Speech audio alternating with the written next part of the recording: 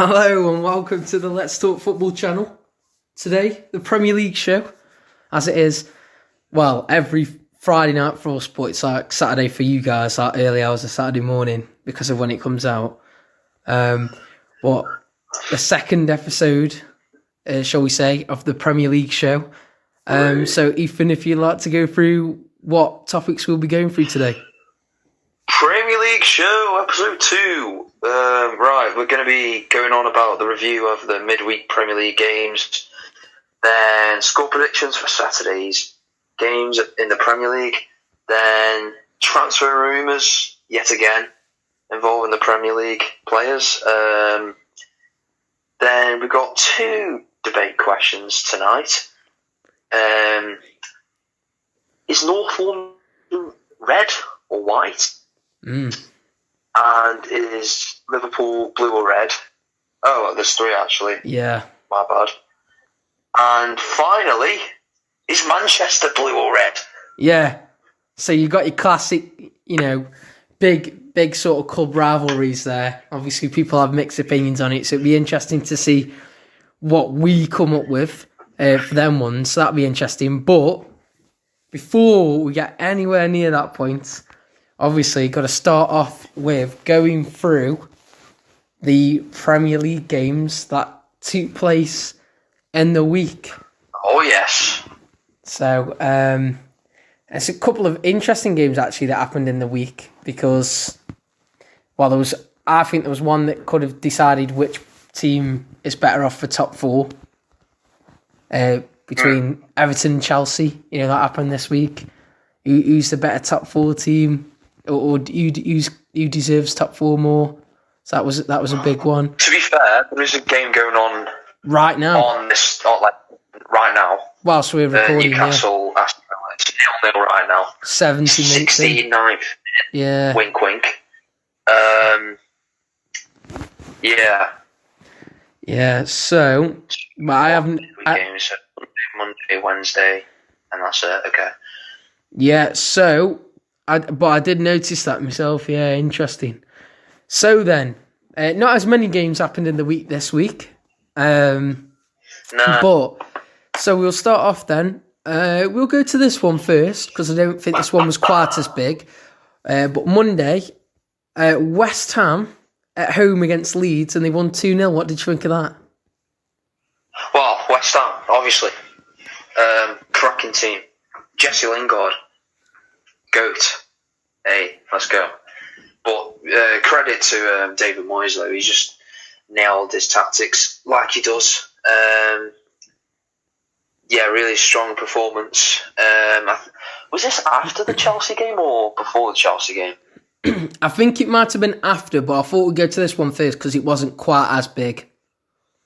Okay, it's not as big of a game. It just shows, with the top 4 chase going on, just shows what West Ham can do against teams like Leeds and all that. Yeah. So mid teams like that. Because Leeds are a good side, don't get me wrong. Yeah, Leeds are very good side. And they've got so many underrated players, like Rafinha, for example, and Patrick Bamford. Yeah. But you don't necessarily I don't rate Patrick Bamford. Let's get this clear right now. Right, Patrick Bamford is a fraud. He's a fraud of a striker, right? He's decent for the Championship, right? He's average at best. To be fair, he can't even do anything in the Championship, so... Yeah, I know, that's why I say he's decent. I wouldn't say he's like dead good for Championship. He's decent, but... most of his goals are tap-ins. And the amount of 1v1s I've actually seen him miss this season still as well. He's a fraud. Well, to be fair, in that West Ham game, he should have scored a one-on-one. So I know.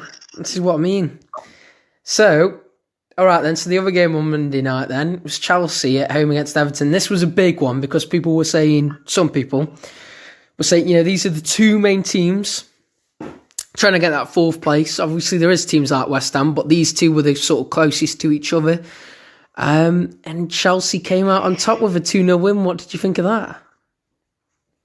Well, you're saying like all this about top four and all that. Chelsea could even get top three necessarily. They're catching up to Leicester. They're only 3 points behind them. Yeah. But Thomas Tuchel, what a job he's done. Yeah. For Chelsea. Mm-hmm. He got robbed of manager of the month. Pep Guardiola got it instead of him. Like, what? Robbed. Absolute robbed. Yeah. I mean... But no, on the day, I don't think Everton were up for it as much. Yeah. Just didn't find that cutting final killer ball, let's say. Yeah. Well, I mean, for me, I just think it's just if you're looking at it in Everton, because Chelsea, yeah, we know it's great.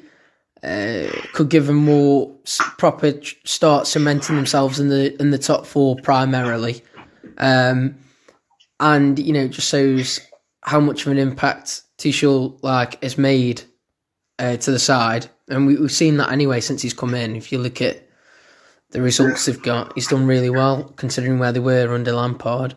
But if you look at it from an Everton perspective, it's disappointing because Everton have built up these top four dreams, and it's been between mainly the last couple of weeks. It's just been Chelsea and Everton just close to each other, and Everton getting closer and closer with this game in hand as well. And you just Everton fans will have been desperately looking for at least a point.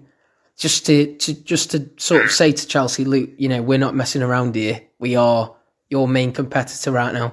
Chelsea sort of just put them to bed. So I think it's a bit disappointing from Everton. Yeah. Maybe it's a sign that they're not quite good enough for top four and maybe they should just focus on top six. Maybe. I'm not saying that. I think they should still go for top four, but maybe it is a sign that they might not get top four this season. But who knows? We'll see. And then Wednesday night then, we had Man City at home against Southampton. I wish I could say it was close, but it was 5-2 in the end. So, yeah, but the thing is, it's just good improvement from Southampton against big clubs. That's the positivity you can take from Southampton. Well, yeah, they scored 2 goals against Man City. Is that like? Would you say that's impressive? Well, they lost like 9-0 against Man United. So they did, but that's just shocking. That is, though. And they lost 9-0 against Leicester. Jeez, yeah. What did you think of it anyway? What I think it was too easy for Man City. Yeah. To be honest with you, I thought the second goal for Southampton was quite lucky. Can I just say as well? By the way, you say they scored 2 goals. Against Man City, I will just point out the fact when Stoke got relegated, when they went to the Etihad, Stoke actually scored 2 against Man City. Yeah, but this is what we've been saying. Stoke should be in the Premier League. Mammy Diouf and a Kyle Walker own goal that was. Anyway, I'd say for Southampton it's better than what we've seen happen before. Yeah, exactly. I think it's just unfortunate, really. I don't think it's poor from Southampton or anything. It's just Man City, isn't it? That's just what Man City do. Just good quality. Yeah, that is just what. Yeah, and Man City, that's just what Pep Guardiola sets out to do. Get the goals in. Yeah. Get it wrapped up, so it's nice and comfortable. And that's what he did. I mean, yeah, fair enough to Southampton. Yeah, they got 2 goals. It's always going to be difficult. But yeah, all right then. So we'll move on to score predictions then for the games on Saturday. Before we go to the score predictions, I'm going to add this in. What do you think about Chris Wilder's? I was gonna Sheffield United. I was gonna go on to that as part of one of the near the end of the transfer rumours, but we can do it now if you want. I think. I mean, if you want to go to the transfer rumours after, we can. I was going to do it in the transfer. Do it now if you want. Yeah, I'll do it after then. We'll do it after then. It's fine. Okay. All right then. So tomorrow then, 12:30 kickoff, Leeds at home against Chelsea. What do you think the score will be? Well, I'm hoping Leeds will win because FIFA, but I think Chelsea will win though. Mm-hmm. I'm going to predict the score going to be 3-1 to Chelsea. 3-1 to Chelsea. Okay, I'm going to do mine for this game then. I'm going to say that the score will be 3-0 to Chelsea. 3:00 then, tomorrow, we have Crystal Palace. Oh, what an exciting fixture this is. Right, hang on to the edge of your seats for this one. 3:00 kickoff tomorrow. Crystal Palace at home against West Brom. Oh, this is going to be an absolute nail biter. What's going to happen here? Well, I think it's just going to be a boring game. And so let's be honest. No jokes aside here. Yeah, there was a lot of sarcasm in what I said. So. Yeah, but I think since Sam Johnston is probably one of the best goalkeepers in the league, I think it's going to be 1-0 to West Brom. Okay. I would also like to point out that any keeper can look good against what Crystal Palace have in the striker area as well. Not just Crystal Palace though, but he's won them games this season and helped them draw games. So yeah, I'm not denying that, but I'm just saying, on top of him being a good goalkeeper, it's also it is Crystal Palace. Exactly, yeah, as well. So that it's going to make it even harder, really, for Palace to break through. So then we move on to 5:30 kickoff tomorrow. What was your scoreline? Oh, sorry, yeah. What was yours? Was 1-0 West Brom. Yeah, I completely forgot to say mine, didn't I? My score would be for West Brom to win. Mm-hmm. No, actually, no. 0-0 draw. 0-0 draw. Fair enough. That's fair enough. Yeah. I was thinking that, but I think West Brom have got enough quality enough. Well, I was thinking that, and then I just had flashbacks to the other week when West Brom drew 0-0 with Newcastle, and I just thought, if you can't get past that defence, then. So I'm just gonna go. I'm gonna go with a 0-0 anyway. So then R5 tomorrow, Everton at home against Burnley. Everton need to try and get the win in this one so that they are keeping just around and right on Chelsea's tail. But are they going to get the points, Ethan? Yeah, they'll get 3 points easily, I think. It's going to be 2-0 to the Everton. To the Toffees, yeah. Yeah, there's a go on, lads. Right, I'm going to say 4-0 Everton. I'm going to say, yeah. Fucking hell. Jesus. Yeah. 4-0? Yeah, Burnley have had a few injuries. Darcy spoke about it over the last few weeks. It's been more difficult for them. I think they're just going to get bombarded. Everton disappointed with the loss in the week against Chelsea, and they're just going to unleash all their frustration on Burnley, who have got a poor defence anyway. So I'm going to say 4-0. You're not going to see Eric Peters' masterclass again? Oh, mate, I'm not. Honestly. I'm not even. He must be the luckiest player ever, honestly. I don't know how he's in the how he got a move to the Prem, to be honest. Right. Fair enough. Anyway, so then tomorrow, 8:00 kickoff. Now, 8:00 kickoffs, right? There's so many games, right, where it's 8:00 kickoff, and it's the main event. You know, it's like the main game, and you're like, oh yeah, I'm so glad that's at 8. Watch that at night. And I tell you what, this is as close as anything, isn't it, really? Fulham at home against Man City. I just can't tell who's going to win, but who is? Who is, Ethan? Well, going to be honest, it's going to be Man City, isn't it? But, going to be honest with you, Fulham have been in good form. They've done, recently, they've done amazing. Yeah. So, good job for Scott Parker, that is.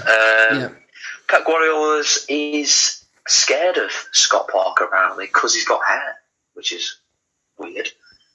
What? Yeah, I think it's going to be a demolition in this game. Yeah. 5-0 Man City. Okay.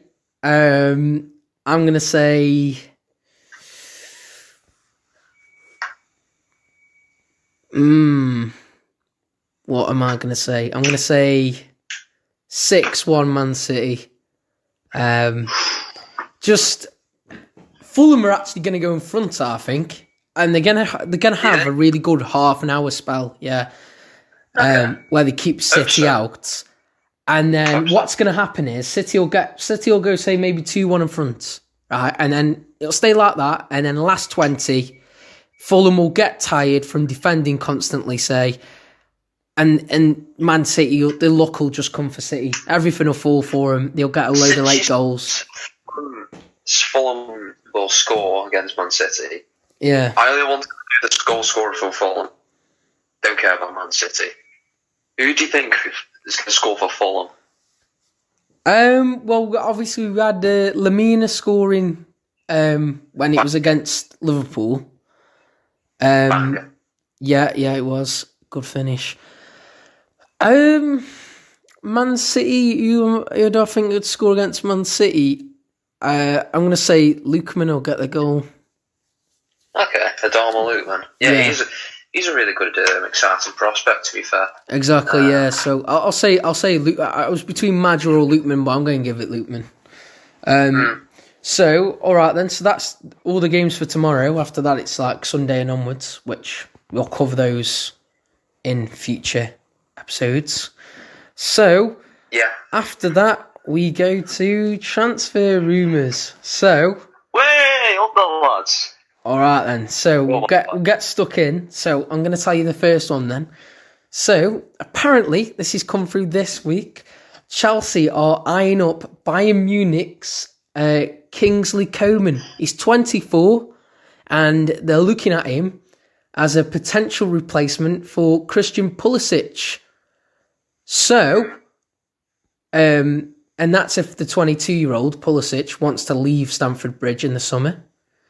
But they are eyeing up Kingsley Coleman apparently. So, what do you think of this? Also, out of 10, how likely is it? And out of 10, how good of a signing would it be? Those are the three things.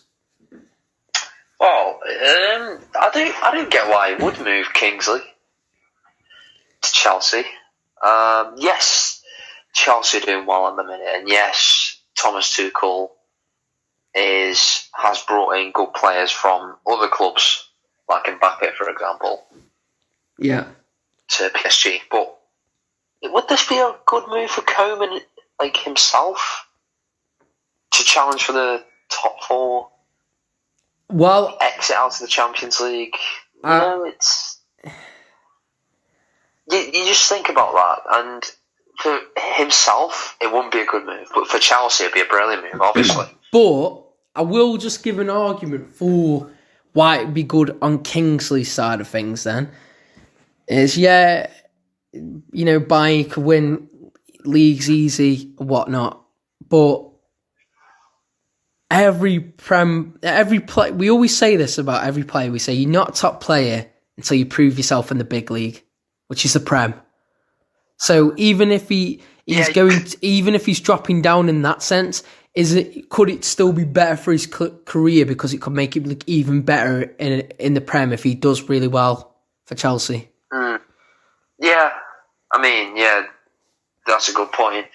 We could also say Messi, he's never been into the Premier League, but he's still a class player. He is, but I think the only reason Messi gets away with it is because look at how many goals, assists, general trophy. But Koeman's never going to get to that level of ability as Messi. So he's going to need the Premier League move more to prove himself than Messi would, in fairness. I think also if Christian Pulisic did go, it won't be such a big loss for Chelsea. No. because he doesn't get used anyway, and Hudson-Odoi doesn't play in that left wing position. He's been put into the team anyway. Yeah. In whatever position, like a 5-3-2. Yeah. Because that's what they used with him being a right wing back. It's suiting Chelsea more and they're winning games, so I wouldn't know where Coleman would fit in the team, to be fair, in that starting 11 as well. All right, well... I don't think he'd like playing left wing back. But who knows? It's interesting. So, likelihood out of 10 of it happening in the summer? Well, likelihood, I think Chelsea could afford it. They're one of the only few teams that can afford players right now. Roman Abramovich, we know he'll chuck money at things when he can. Yeah, so likelihood, I'd say a 7 out of 10. Yeah, it's going up on the spectrum there. Quality. How good it would be? Yeah, I'd say an 8. It would be a good signing. Like he's shown in the Bundesliga why he's a good player. He's won Champions League. Got the winner against PSG last year. I was actually going to say that. Yeah. So, he'll be a really good signing. Quick, skillful. Yeah. Just what you need in a left winger, really. Yeah, I think that's fair enough. For me, I'd say I think it'd be it would be brilliant for Chelsea if they managed to do that. Especially if it was in replacement of Pulisic if he left. That's a much better upgrade. Yes. So I would say likelihood of it happening though, 7. Quality if it did happen, 8. I'd say. Yeah, same as mine there. Yeah. So the next one is Arsenal, West Ham, Everton, and Brighton are all in talks to sign 18-year-old Scotland youth defender Ibani Boat from Fulham. Now, I'm going to be completely honest, and I'm going to put it out here. Ibani Boat. Now, I'm going to put this out here. I don't really know who he is.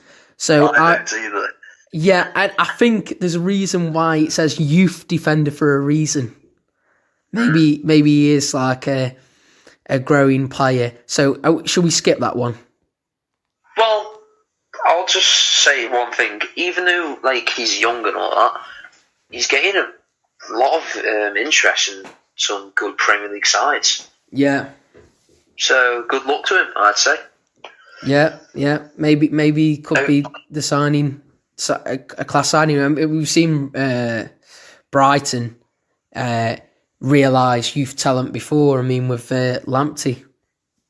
Yeah. So maybe it could happen again. Who knows? So, but I mean, since we don't really know the situation of that, are we bothering doing likelihood or quality? Is there any real? No. Yeah, I reckon even the listeners here wouldn't even really know who he is without maybe having to do a bit of research on him.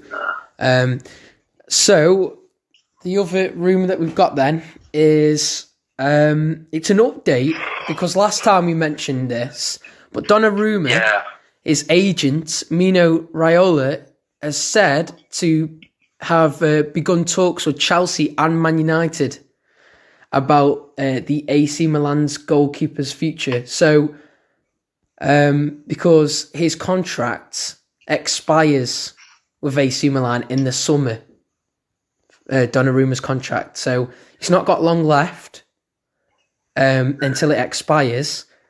Chelsea and Man United. So, firstly, if one team was going to sign Donnarumma, who do you think would be most likely to? Out of them two. Out of the teams, Chelsea and United. Chelsea, in my opinion. I don't get why Man United need them. What would be the point? Exactly. They've already got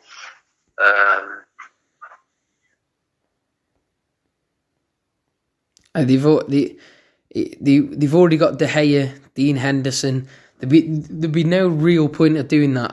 I'll say this. I'll say he'd be more likely to go to Chelsea. I don't see the point in this transfer for either side.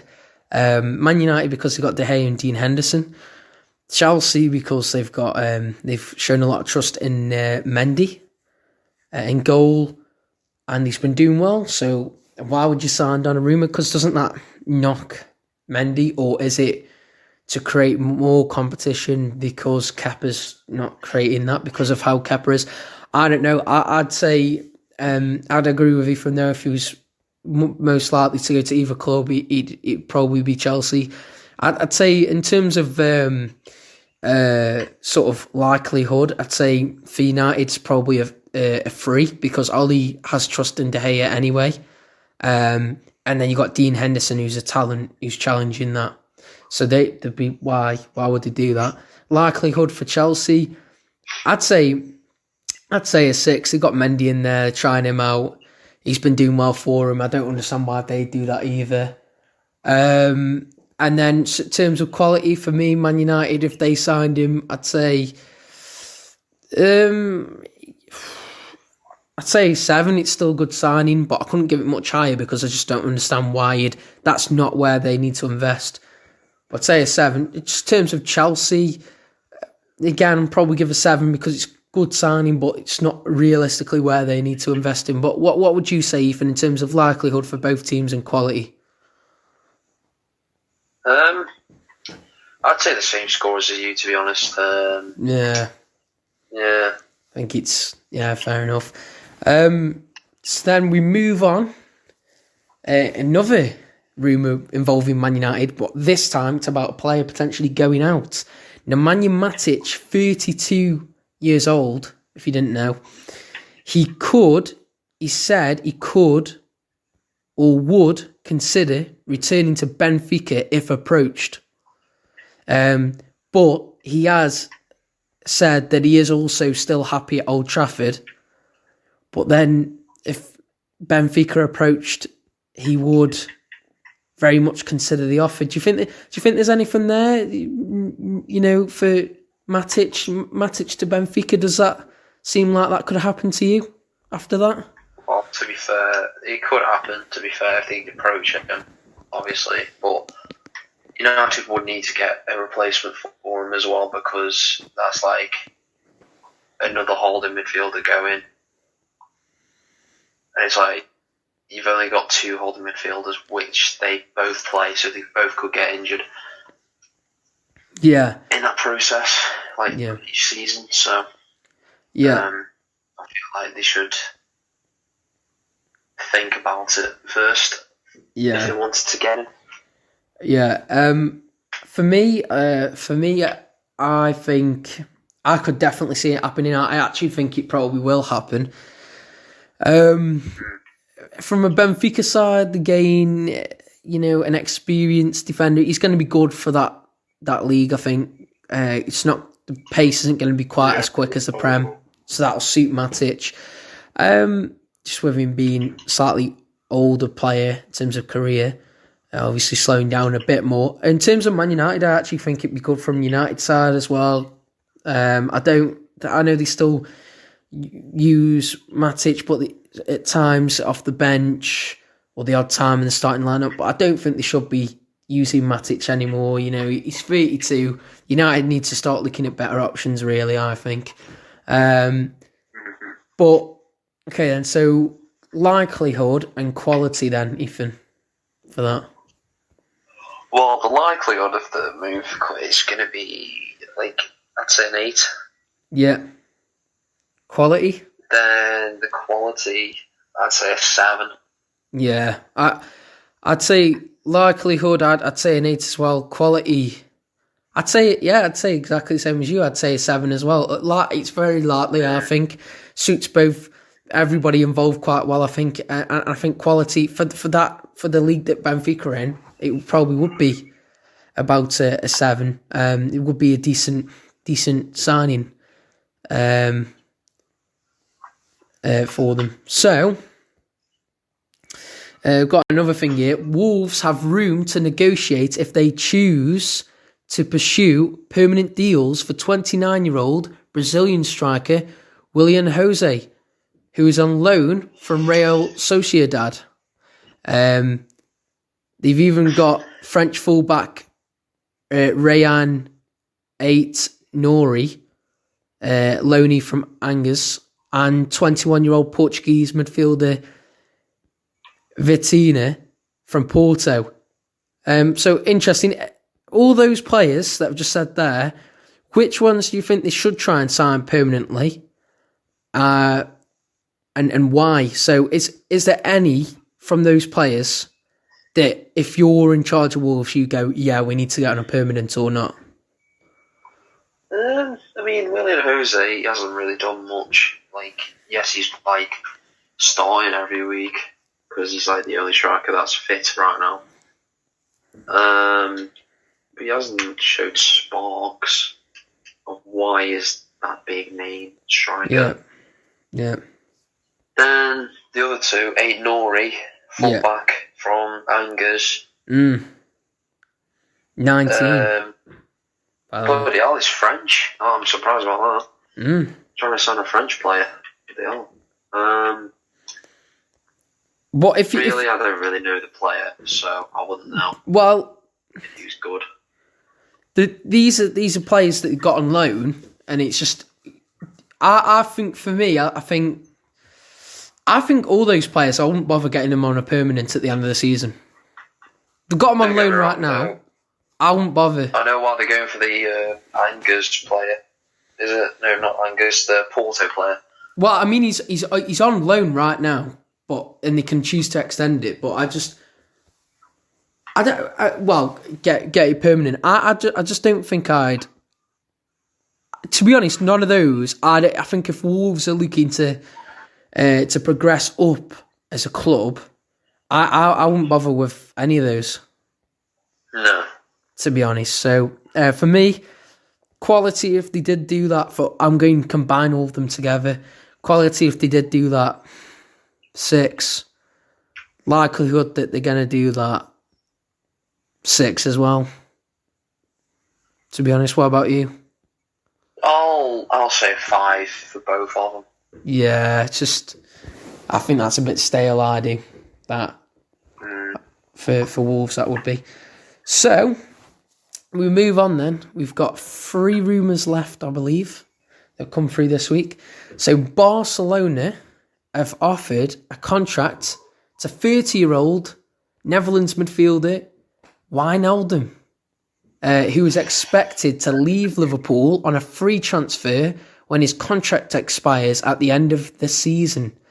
So, leaving on a free at the end of the season, he's expected to do that. That's crazy. But going to Barcelona, what do you think of that? Jorginho Wijnaldum. It'd be a good move for him because of the manager, since he was in the Dutch national team. Yeah. He's got De Jong as well with him. Yeah, in the mid. So I think it'd be a good move for Wijnaldum, Barcelona. But I think it's just sloppy from Liverpool, to be honest with you. It's another player on a free. Yeah. A few years ago, they did it the same with Chan. Yeah, they did. And he's been bossing it in the Bundesliga recently. Yeah, he's done well since he's been in the Bundesliga, I'd say. So, the likelihood, I'd say 7, it is quite likely to happen. Quality? Because he wants to move. Yeah. I think he definitely wants to move. Yeah, by the looks of it, yeah, he's out the door. Quality?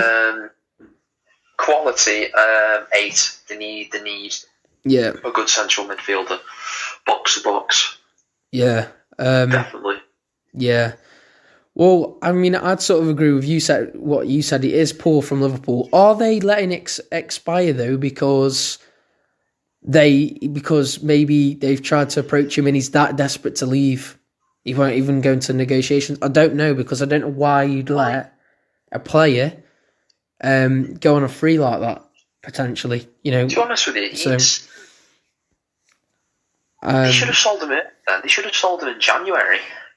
if you were that desperate to sell him. I don't know. Yes, I don't. on his contract, and yes, it'd be cheaper, but it's better than no money. Yeah, it's going to be a massive loss now. In terms of that, in terms of money, I'd say likelihood. I'd say an 8 as well. I think that is very likely. Yeah, there's been loads of reports he wants out. He can go on a free. So picking him up for free going to be dead easy for Barca. Plus, we've heard over the last few weeks that Barcelona looks like they're not going to be spending much money this summer, as they've got a lot of financial hits that have come during the months of COVID. So they're going to be looking for quality cheap signings, and this is definitely one. So I think that increases. Yeah, exactly. That increases the likelihood. So I'd say an 8 quality. If you're getting that sort of midfielder on a free, that is quality. I'd say an 8.5. That is quality. To be fair, that would be quality business from them, really. The next sort of transfer rumour, bit of information here, is French defender Raphael Varane, 27 years old, is negotiating a new deal with Real Madrid, but with Manchester United also interested in the defender. Could we see a Varane going to Man United instead of doing a new deal with Real Madrid? It's a 50-50 really. I'd say it could happen because Man United got money. They're the only team who can spend right at this minute. They've got money. Yeah. So likelihood would be 5 out of 10. And imagine Varane and Maguire as centre back. I know. Yeah. Would be a decent pairing. If you want a good French defender put next to a fridge, if that's what you're looking for, then yeah.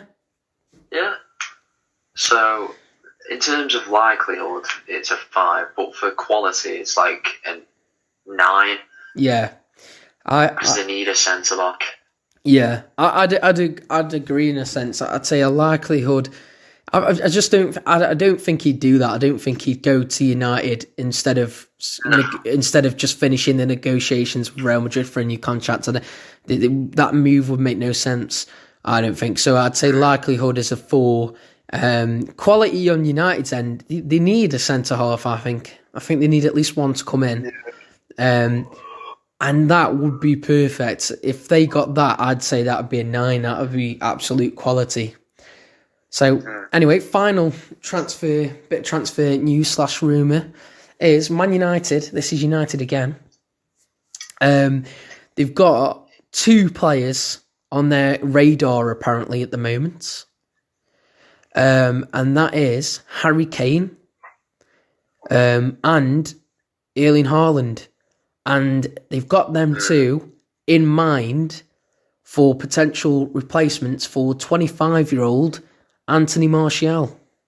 What do you think of that? He needs replacing. Definitely. He's had so many chances and he just hasn't proven. So, and I think Cavani's better than him. Yeah. Which is ridiculous because he's, how old is he now? Like 32, 33? Cavani, I think he's even older than that. It just shows how Martial should be playing better.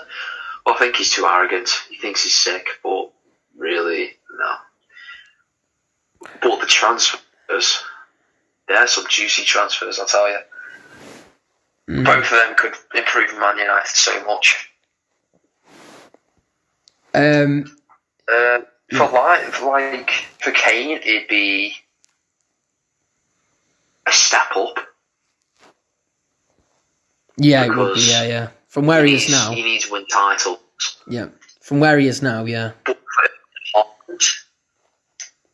it could be a step up as well. Yeah. 1, improve in the Premier League. And 2, have you seen his release clause? Yeah. It's crazy. 65 million for him. Bargain. That's if you wait. That's if you wait for not this summer, the summer after that comes into effect. Yeah. So you would that's another debate that's been going on. Do you get Erling Haaland now and you've got to pay over 100 mil, or do you wait not this summer until next summer, where you can get him for like 65 mil on a release clause? I don't know, but likelihood for those two though. For Kane, I think it's a 6 out of 10, just because he's Tottenham's captain. Yeah. And the quality of Harry Kane, it'd be a 9 out of 10. Yeah. They need a striker, a big striker. And just think of this line, by the way. Rashford, left wing. Harry Kane up the top. And, I don't know, Greenwood. But, I think they should give Alvaro Diallo a chance. They should, but it doesn't mean they shouldn't try and get a top quality striker, because he's not going to be able to come in straight away and get. So he hasn't given him a chance properly yet, even though he did score against Brom. Well, he put him on the Europa. I think. That's the only game, though. Yeah, but I think if he started subbing him on 10 minutes in a Premier League match, there you go. 20 minutes, you get 30 or so minutes in the Europa League, 15, 20 in a Prem match. And then if he does well, you can slowly increase how many minutes he gets. So that's what I think they should do. Instead of, don't chuck him in straight away, because that's sometimes when young players drown. Yeah, okay. With the pressure. So, but anyway, what was likelihood and quality again for Kane? The likelihood 6 and quality 9. Okay, and then Haaland. Yeah. So the two. I think the likelihood is just about much more than Kane. So I'd say 7. Right. Because I could see it happening, and the quality would be a 9.5. Yeah. Well, for me, I'd say Kane likelihood is a 6 as well. Quality would be a 9. Erling Haaland likelihood, it's a 4 because purely because he had United showed interest before, and he had the opportunity, and apparently he was close to United. And he was tying. He rejected United before, and then not only that, if they get him this summer, they can't use the release clause. And Dortmund, they're not going to sell him for cheap. It's going to be over 100 mil. Yeah. I just can't see United willing to pay that money, because you look at United didn't end up signing Sancho because Borussia Dortmund wanted, it was about 110 mil for him. And United wouldn't sign Sancho because they went over the 100 mil mark. So how are they going to afford Erling Haaland? I think it'd be absolutely quality and it'd be brilliant for United, but you've got to remember about the money, and I just don't think they'd financially back themselves enough to get Haaland. So quality, likelihood, I think, is a 4, and quality though it'd be a 10, because because that player, he could get into any squad and score goals. So if United managed to get him as well, that'd be really impressive. By the way, guys, just before we move on to the debate question, I just wanted to let you know, since it is the Premier League show, Newcastle and Aston Villa ended in 1-1 draw. Clark with an own goal to give Aston Villa the lead 86 minutes in. Aston Villa went 1-0 up with a Clark own goal. But then, 4 minutes into added time, Jamal Lascelles steps up for Newcastle to get an equaliser, to get Newcastle a point at home against Aston Villa. So 1-1 there. So that's interesting. Right then, but I thought I'd put that in there quick, just since it came up for me. So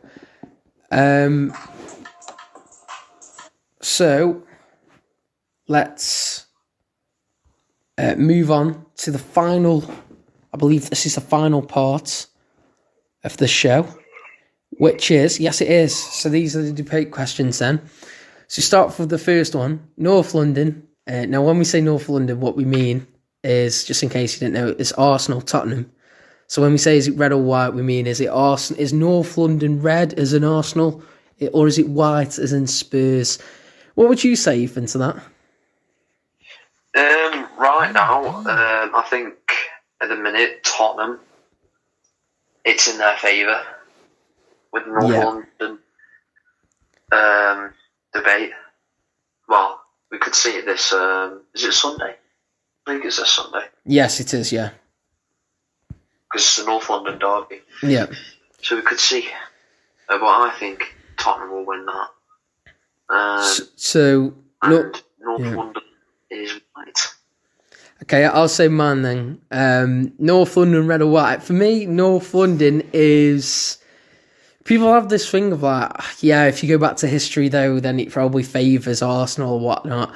But I don't know, for this, I'd say it is white. You know, I just think Tottenham have been, even though they don't get the trophies, league position and stuff like that, Tottenham have been doing better than Arsenal over the last few years. So I think you have to give it to Tottenham.